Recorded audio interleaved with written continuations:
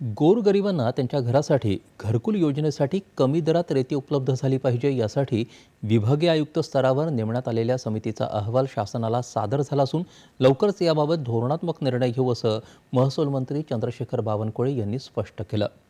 महसूल मंत्रिपदाचा कार्यभार स्वीकारल्यानंतर चंद्रशेखर बावनकुळे यांनी काल नागपूर विभागीय आयुक्त कार्यालयात शासकीय योजनांचा आढावा घेतला. त्यानंतर ते बोलत होते. ग्रामीण भागातील तलाठीपासून ते विभागीय आयुक्त कार्यालयापर्यंत जबाबदार आणि तेवढ्याच तत्पर प्रशासनाची जनतेला अपेक्षा आहे. प्रशासकीय यंत्रणेनं आपल्या कार्यपद्धतीला गतिमान करून आपली जबाबदारी वेळेत पूर्ण करण्यावर भर देणं आवश्यक आहे. यासाठी आवश्यक ती संसाधनं शासनातर्फे उपलब्ध करू असंही ते म्हणाले.